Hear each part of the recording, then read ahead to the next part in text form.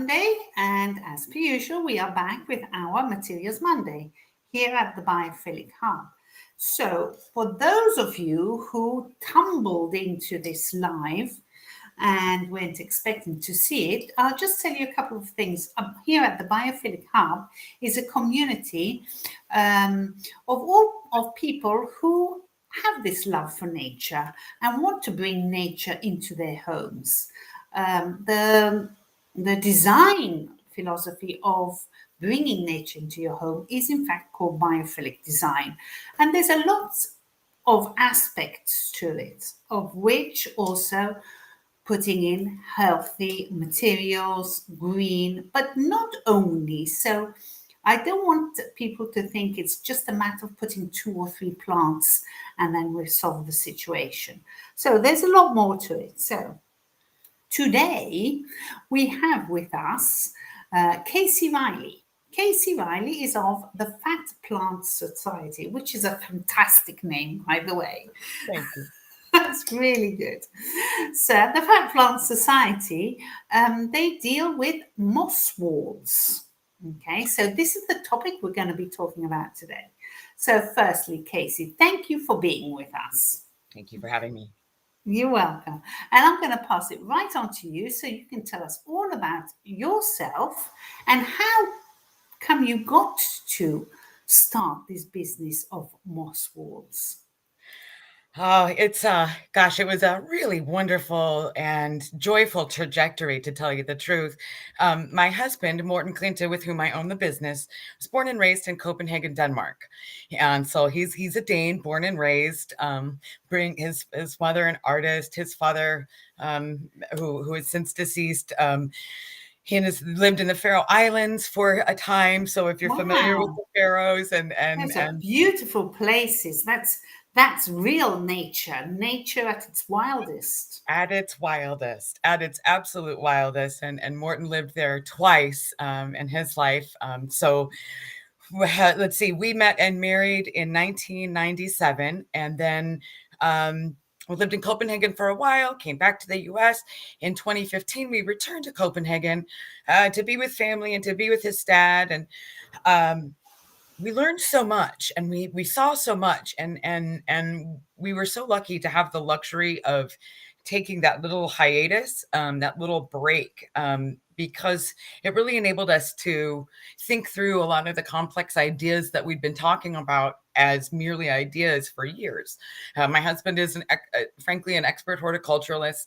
It comes to him very naturally. He's not formally trained, but I have yet to ask him a question that he doesn't know the answer to or can't figure out through trial and error.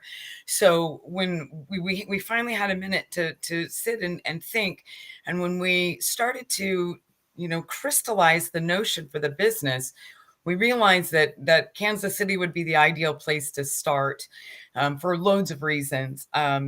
Firstly, we have a network here of friends, and Kansas City is a very interesting place. It's both a big city, home of the Kansas City Chiefs, home of Sporting KC. As I mentioned before we started talking, Kansas City will host the World Cup in 2026. I'm a very proud Kansas City, Missouri resident. The nice thing about living here is that you've got all the amenities of a big city, but very much a small town mentality. So lots of networks and lots of people with whom to connect. And sorry to interrupt, but you said that the decision to start this kind of business was driven more by passion than by formal education, because precisely. And when I would say we're around 2015, 2016, many people started creating and the notion of vertical growing, vertical greenery started to really become more prevalent. So when we started, I'm sorry, my timeout, I apologize for that. When we started, Morten actually started utilizing succulents. The goal was was sustainability, to be honest with you. We've always been interested in keeping our water bill at a minimum, and we've always had lots of plants inside and out, but we also know that water is a precious resource. So In addition to having an innate fondness for succulents and cacti, we also enjoyed very much the fact that they don't take very much water. They're very sturdy. They overwinter extremely well. In terms of somebody interested in making an investment in a plant that's going to last for a long time, we really can't recommend succulents enough, because they're just so, when you know how to take care of them well, they're very hardy. Here in the Midwest, however, to turn them vertical, from growing, out of the ground upwards, to turn them vertical works for a period of time. But with succulents, because this isn't California and it is in Arizona, our sun is a little bit different than it is in the desert parts of the country. So what happens with a vertical frame is that the succulents get very leggy. Do you know what I mean? And they fall down. Yes, exactly. We call that, they get really leggy and they start to pull and drag. And what that means is well, for our clients who were utilizing them, it meant that we were doing a lot of replacement and repairs of things that just didn't look right. And of course, since our work is our calling card, that became a crucial aspect of the business. So looking at sustainability first was how we found moss. And the moss that you see behind me and the moss that you see next to me here is actually dormant. So moss is just such a fabulous plant. Moss is a rootless plant. So, no roots. That's how it can grow on rocks. And, you see it growing in the cracks of sidewalks. It also goes dormant on its own, in its natural habitat. It will go dormant when it doesn't have enough moisture. So what do you mean by it goes dormant? Can you elaborate on this? Of course, it essentially goes to sleep, meaning it doesn't need any water. It doesn't need any nutrients. It's not dead, but it's dormant. It's just, kind of closed itself off. It might even change color and become a little lighter in color. And this is, and again, I'm still speaking about the moss in the wild. Then when it rains or for some reason the moss gets wet, it will wake up and immediately start to grow again. So there are mosses here in this country, and certainly, across the pond as well, that have actually may have been lying dormant due to various circumstances for up to 100 years. Wow. Yes, it can go dormant for that long. And then when it gets the nutrients, the moisture and the nutrients that it needs, it happily, sprouts back and begins to spread. So the moss that you see here has been rendered dormant using a paraffin and glycerin process. It's a proprietary formula, and essentially it just stops the moss in time. There's then a natural vegetal dye that's added to enhance the color. And because I'm so fascinated with mosses, I've had a chance to study them both here in the US and overseas. And here in the US, and so I say this particularly for your UK and European viewers, reindeer moss, when it's found over there, is often white. beige. Yes, exactly. There we go. White. I mean, really, it is. Here in the US, it's actually more of a mint green. So it's got more of a green tint to it. It's not as white as the reindeer moss that you would see. It's a little bit more mint green.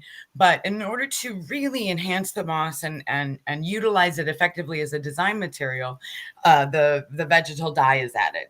And that dye, we are partial to green, and we only work with greens. We work with the spring, you're looking at spring green reindeer moss behind me. We also work in pillow moss, which is a little bit darker green. We work with another color that we call basil green, and that's a few shades darker than what you see behind me. There are companies, across, there's a couple here in the US and across the world that will utilize every color. Sorry about that. Every color of the rainbow you can think of. I've seen moss pink and blue and every color you can imagine, because the moss itself will take the dye very readily. Okay, so they're different colors because they die, not because you find them in different colors in nature. Exactly, exactly. Okay. And I bring that up because when we get into the notion of biophilic design, Morton and I feel very strongly that biophilic design ought to hearken nature and be as close to nature as possible. I certainly Mhm. don't mean to be critical of other designs. You know, I've seen logos done, as you can imagine, logos for teams or corporate logos that are done with multicolors. Um, but we decided at the beginning to be very firm. We are utilizing a Danish design ethos and a Danish design ethic, meaning form and function, simple, clean lines. We want to hearken nature as much as possible, which is why we relegate our work to green only. Um, Mhm. so we feel that if folks are going to get the maximum benefit of moss, it really ought to look as similar in an interior as it does outside in its natural habitat. As if we had it come across it on a walk. But Yes. I'm just going to step one second back because I'm quite fascinated that this is obviously something I didn't know before, that moss can lie dormant for over 200 years. So when does moss actually die then? If it just sort of cringes up and falls to sleep when it doesn't have its nutrients? That is a very good question. And actually, that's something that scientists are studying at present. Mosses are currently telling folks a lot about what we can do in terms of environmental healing. So, the short answer to that is I don't know. And I don't know that the scientists know either for certain, because there are so many instances in which moss can be revived. Now, there are and I'm sure if we were dealing with a professor of botany right now, the professor would interject with a very long and important conversation about mosses versus lichens, and then we get into some of the the specifics of plant life. But currently, there are scientists across the world. Actually, just read an article out of Denmark, where my husband was born and raised, about utilizing mosses to learn about environmental healing. What can they teach us? What are they doing in their ability to survive Mm, that we okay. can learn from?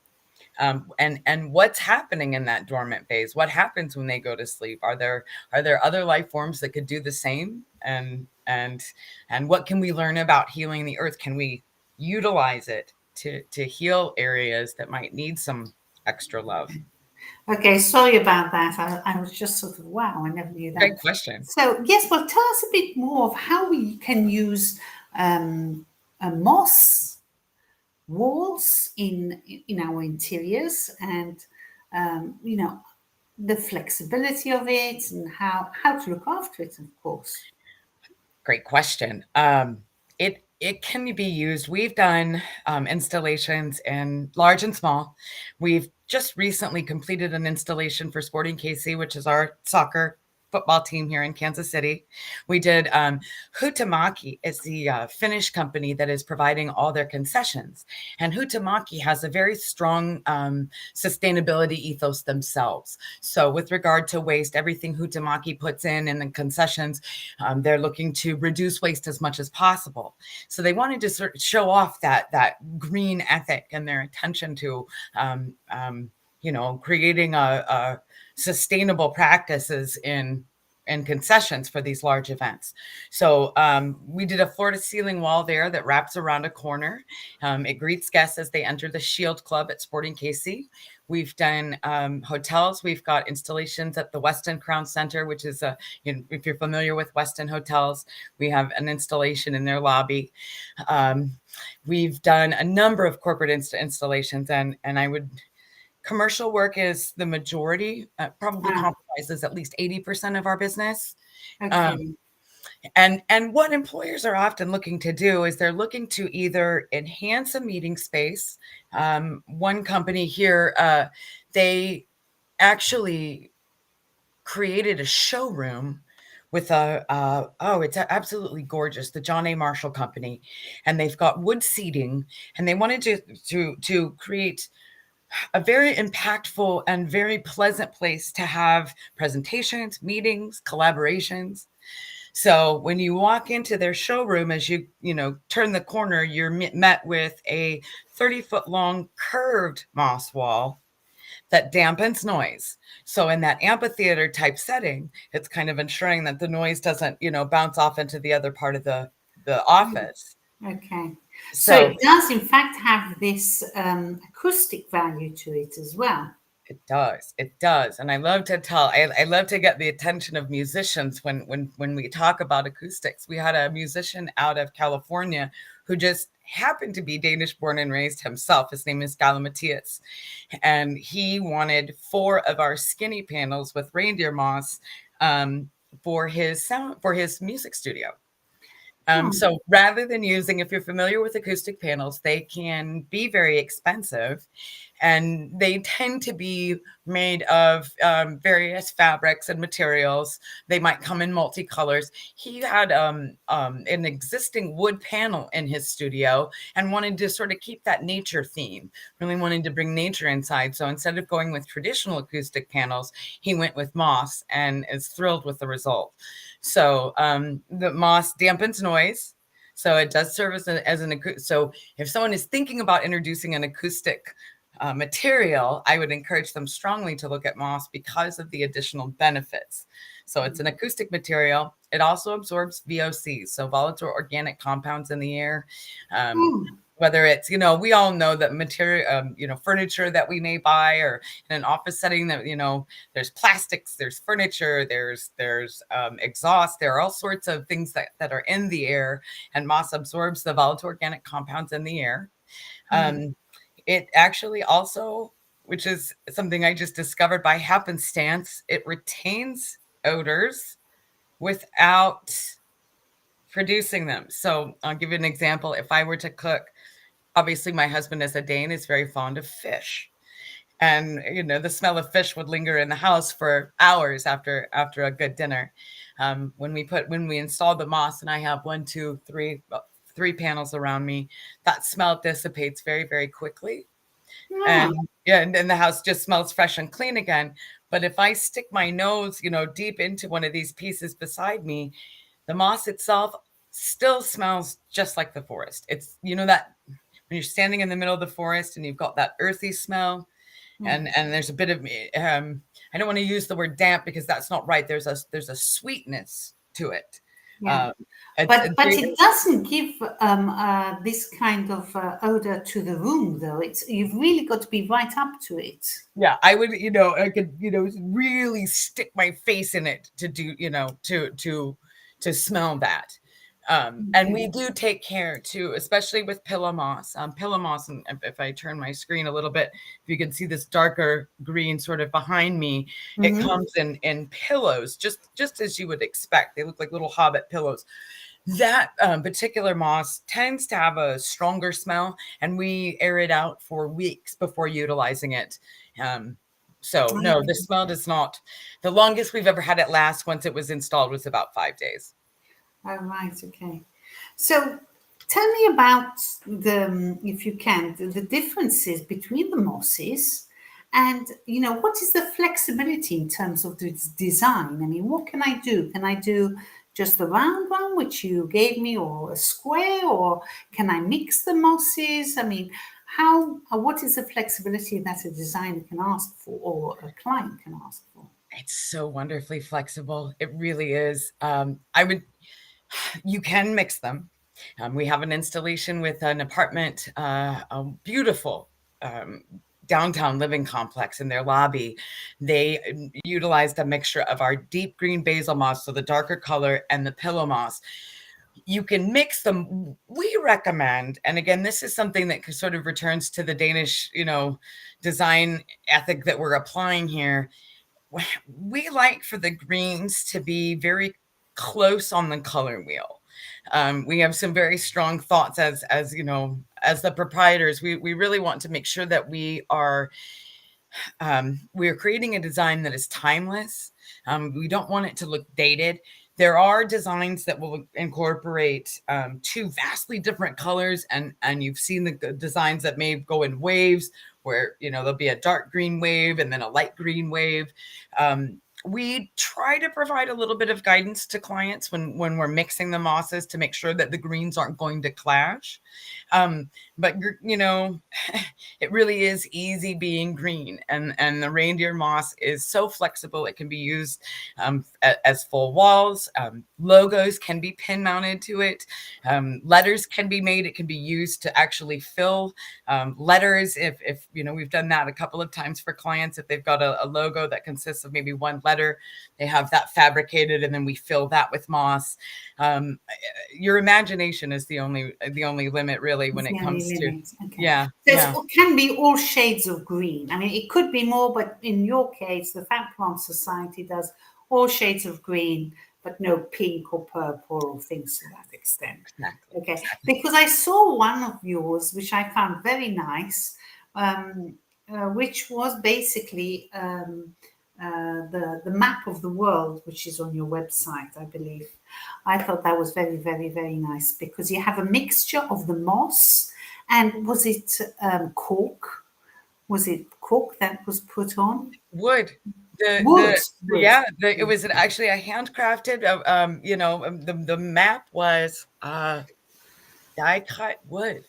Oh, super. And it was a really, really gratifying project. Not easy to, the map goes in first. And then in that particular case, we then filled in the moss, depending on what we're utilizing. Sometimes the moss goes in first, and then the logo or, whatever ornamental piece might be applied or pin mounted atop. In this case, and that was for Heart to Heart International. Okay. They're a wonderful designer by the name of Jennifer Bertrand here in the Kansas City area. She works a great deal with veterans. It's not the only thing she does, but she was the genius behind that concept. And what I really liked about that map is that she married the different shades of color throughout the room. So the wood in the map picks up the wood in the gorgeous biophilic coffee table that she's got right in front of it. And the shape of that is essentially carved trees. So to your point about biophilic design being more than just a couple of plants, I love that in Jennifer's case, she not only understands the role that moss plays, but then she connects that biophilic design with other biophilic elements. Absolutely good. That's super. So okay, so I think so far, and I have had this before. I noticed this before that we usually tend to find these moss walls. Usually, either in meeting rooms or maybe in the foyer of when you arrive in a hotel or in a corporate office. But if I wanted to do something at home, does it make any? Is it something manageable? Can I do something smaller? Does the effect? Is it better to have a bigger effect?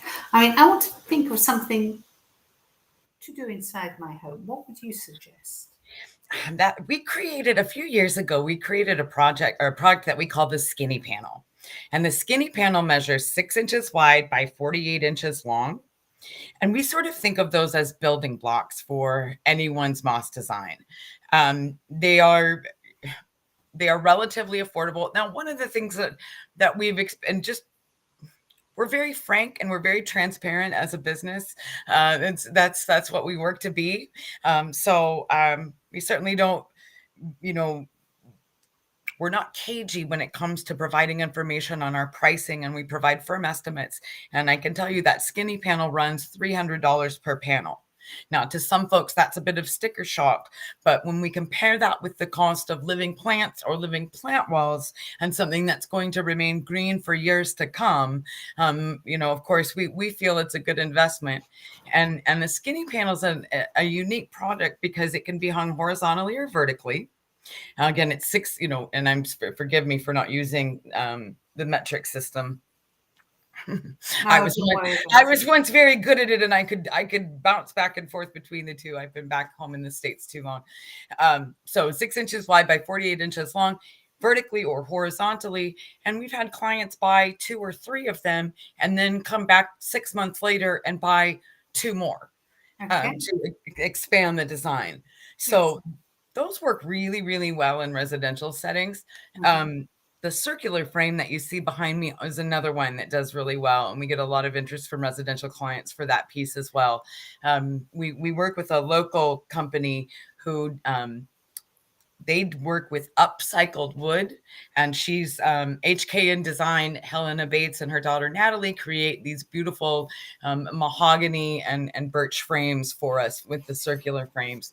And Oh, so for someone who's got that circular design element repeating in their decor, the circular frame is also a piece that really tends to appeal to residential clients. absolutely, absolutely. It's the number one, Yeah. sustainability Well, and number one. I'd be remiss if I didn't mention the most recent design we did that the Leilu design. We actually had a client come up with his own design for his home. He has a beautiful new home, and it's one of those homes that connects outdoor. Talk about a biophilic design. From the minute you walk in the door, you can see straight through to the tree-lined backyard. And Uh-huh. he created his own drawings, and he commissioned 2 very large L's, one nestled inside the other. That's viewable on our Instagram at the Fat Plant Society. But, there's just nothing more gratifying and exciting for us than when a client comes to us with an idea, and then we're able to make that a reality for them. And creating the Leilu design for that home was especially gratifying because I think it turned out really nicely. That's super. So just to understand the area which you serve, because you said Canada, forgive my not exceptional geography knowledge of the United States, apart from maybe New York and Los Angeles. Sure. So you're telling me it's the Missouri area. Is that the Missouri area which you serve in Kansas City? Here in Kansas City, I'm in Kansas City, Missouri, 2 blocks off of the state line in Kansas. So we serve a large portion of the Midwest region. We have done projects all over the Midwest and South, though, and because we ship throughout North America, we have completed at least 3 projects in Canada, Hmm. Oklahoma, Arkansas, Tennessee, California. I'd be, I could bore So you and how does the process work in that case if it's far away? I mean, do they send you a drawing, or do they send you a concept of the space and then you propose a drawing? How does the process work? 9 times out of 10, if we're dealing with an architectural firm or a contractor, they generally have a good idea of what they want. Okay. We can, however, then provide some advice based on experience. Of So, course. there are things we know that just simply won't work or won't be impactful. Um, Okay. and because, again, it's a natural product, and we feel it ought to have as great an impact as it possibly can. We try to just politely provide some feedback in terms of, connecting pieces or frankly framing. And not all moss designers frame. We feel very strongly about framing our designs, and even if we're doing an installation in a new commercial build, we'll ask for that to be recessed and maybe even finished with some wood trim. There's a reason for that. Not only does it protect the moss itself, prevents it from getting bumped, and you can see here beside me that this piece is framed. Our go-to is a matte black frame, but that prevents damage to the moss itself. It also, and again, back to trying to create timeless design that's not going to look dated in 10 years. The framing provides a finished look. Mm. And so we feel pretty strongly about that, and we really encourage clients, if they're not going to do a framed piece, then at least to either recess it or finish it in some way, because we don't want it to look like somebody just stuck something green on a wall. Of course. Or that, because that's a bit awkward, and we do like to think that it's art. It's not. It's more Mother Nature's art than it is ours, but we want to adhere to that and create as timeless a look as we possibly can. Okay. So in terms of maintenance, we were saying basically it doesn't need any maintenance. Doesn't Not need even the spray of water every so no. often. And we ask people, please don't. Ah, And I actually try to do a video every winter to remind our clients, especially the residential clients, don't water it, don't mist it. What the moss responds to it, the moisture in its ambient surroundings. Here in Kansas City in the Midwest in the winter, our humidity levels get very, very low, like painfully low. The humidity drops below 35%, and you can feel it in your skin, you can feel it in your hair. It's very unpleasant. What happens at that point in time is that the moss can become a little brittle to the touch. Feel it begin, it's just and that's when folks begin to worry. I tell them, don't worry. Just like your skin, just like your hair, the moss is reacting to the lack of moisture. If we missed it, we're removing some of that glycerin and paraffin that's keeping it dormant, which is why we don't want to mist it. So I bore you, ad nauseum with stories about how I've played with moss and, got it to grow outside in my own backyard, but no misting, no watering. When the ambient humidity rises naturally, which it does, the moss will absorb that humidity. And right now our humidity levels are climbing back up. In fact, we'll probably be at about 72% humidity here in Kansas City by the end of the week. It's good for the skin. And that means so that as you're sweating, that's what you're telling yourself. It's good for your skin. But the moss absorbs that humidity in the air. And this moss that might have been a little brittle in January is now absolutely soft to the touch, feels as soft as it did the day it was harvested. perfect. Excellent. And just one last little question, because we'll be running out of time soon. But where do you get the moss from? Are there moss farms which you purchase it from, or do you grow it yourself? How does it work? Oh, that we could grow it ourselves here in Missouri. We would love that more than anything in the world.